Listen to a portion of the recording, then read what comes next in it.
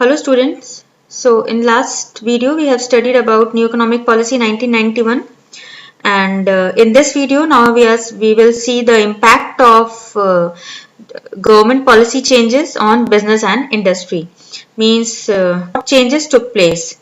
Now what will be the effect in business and industry. So let's see one by one. So the points are increasing competition, more demanding customer, rapidly changing technological environment, necessity for change, need for developing human resources, market orientation, and loss of budgetary support to public sector. Now let's see all the topic one by one. So the first point is increasing competition. Changes in the rules of industrial licensing and entry of foreign firms. Indian market has increased market competition in India. Okay, so listen. When there is free flow in the movement of goods, then definitely what will happen? New company will enter and the competition will increase.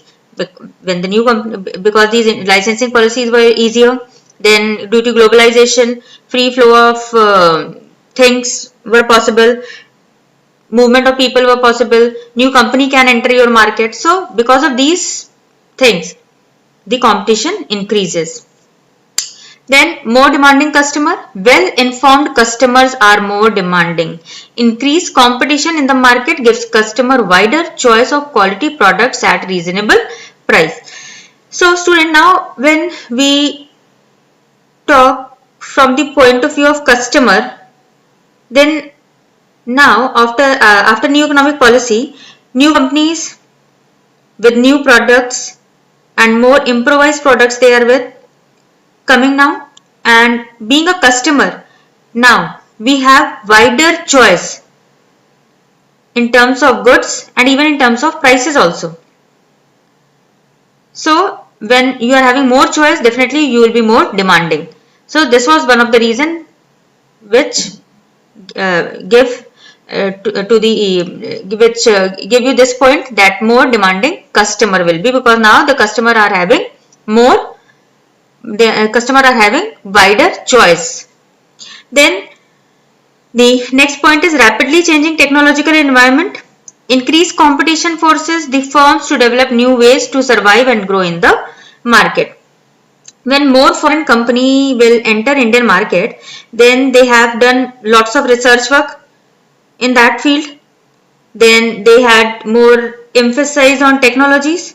So now due to this Indian company, they also have to spend money on their research and development work, because if they are not going to do so, they won't be survive in the market, because now their competition is increasing. So how to bring and adopt new technology? Then these changes, that is change in technology, started taking place in Indian market also. In the Indian company also, they started investing more on research and development. And so the company which adopted these changes, now they can survive, and those who didn't adopt these changes, they were kicked out. And student, I have already given you one example of Western TV. Means due to technological environment, this company Western TV, they have to leave the market. Means now their market share is very low. Then the next point says necessity for change. After 1991, the market forces have become turbulent, as a result of which the enterprises have to continuously modify their operation. Means now when means as your first point said that demanding customers are more demanding, technologies are changing, competition is increasing day by day. So definitely no old way will be adopted, and so it become compulsory for a company to change themselves. Okay, so then the next point is need for developing human resources. The changing market conditions of today requires people with higher competence and greater commitment. Hence, there is need for developing human resources. Means now when MNC comes, then they come up with new technology, and definitely to use this technology trained workers are required, so they are also having trained workers also with these new technologies. And what about us in domestic market? To compete with them, definitely they also have to develop their human resource, that is their employee. And how to develop your employee?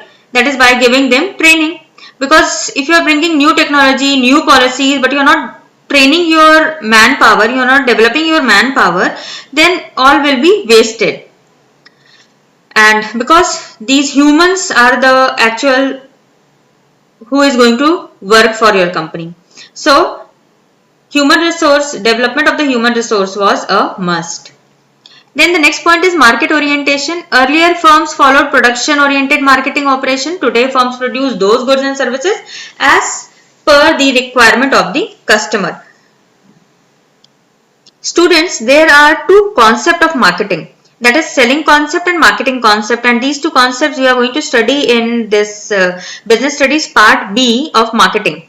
But I just want to brief you, because this word has been used over here, so I just want to tell you that what is selling concept. It is that here company wants to sell their product whatever they are manufacturing, but just with they focus on the advertisement, means they have produced whatever they want, and just because of this advertisement they forcefully they want to sell their product. And what comes in marketing concept is whatever is required by the market, means by the customer, manufacture those products only. The company will produce only those products which is required by the market. So this is a basic difference between the selling concept and the market and the marketing concept. So now, due to this LPG, what effect was there? That now you can't sell according to what you want, because the customers have choice. You can't sell goods according to the means according to what you have manufactured, but now you have to manufacture according to the need and want of your customer.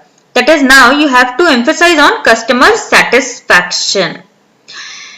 And the last point is loss of budgetary support to public sector. The budgetary support given by the central government to the public sector has declined to a considerable extent.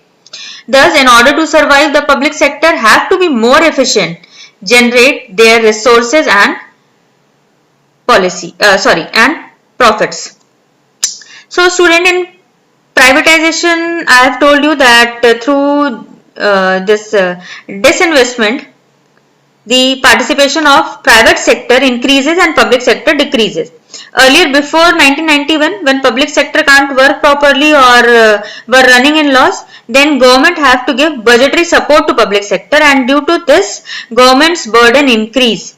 Now, due to privatization, government need not to do so, means now need not to give this budgetary support. Now what they need to do, now private company will take over the company which is not doing well. So this was also one of the effect, that loss of budgetary support for the public sector. So student, this is all for this the impact of new economic policy, and that's all for this lesson 3, business environment. Thank you. Hope you all like this video. So please like, share, and if you have any question regarding any part, please you can ask me in comment box. Thank you.